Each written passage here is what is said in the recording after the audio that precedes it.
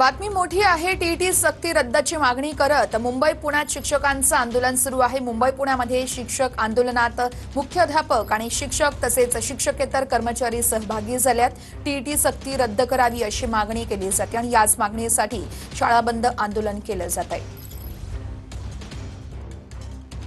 ही दोन दृश्य आपण पाहतोय। मुंबईमध्ये शिक्षकांचं आंदोलन सुरू आहे। टीईटी सक्ती रद्द करण्याची मागणी शिक्षकांची आहे, तर तिकडे पुण्यात देखील शिक्षकांचा राज्यव्यापी संपात सहभाग आहे।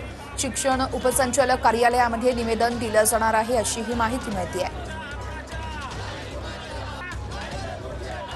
टीईटी सक्ती रद्द करण्याच्या मागणीसाठी राज्यभरात आता शिक्षक शिक्षकेतर कर्मचारी चांगलेच आक्रमक झालेले आहेत। मुंबई पुण्यातले हे दृश्य आपण बघत आहोत।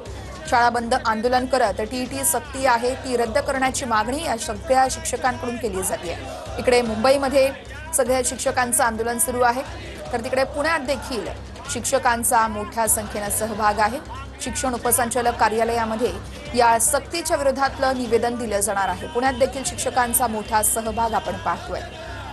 टीईटी सक्ती रद्द करण्याच्या मागणीसाठी राज्यभरात शिक्षक हे आंदोलन झालेलं आहे।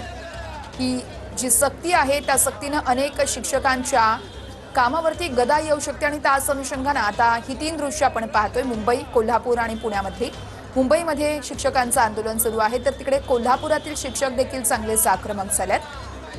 पुण्यामध्ये निवेदन दिले जाणार आहे। असतील इतर संस्था चालक असतील ते देखील आज शाळा बंद करून आज आंदोलनामध्ये सहभागी झालेले आहेत। काय सांगाल, काय मागण्या आहेत तुमच्या? राज्यातल्या 25,000 शाळा आज संपावर आहेत, बंद आहे। शिक्षकेतर कर्मचारी इथे देवीदास पंडागळे आलेले आहेत, शिक्षक भारतीय सुभाष मोरे आलेले आहेत, संस्था चालक संघटनेचे गिरीश सामंत आलेले आहेत मुंबईतलं निवेदन द्यायला।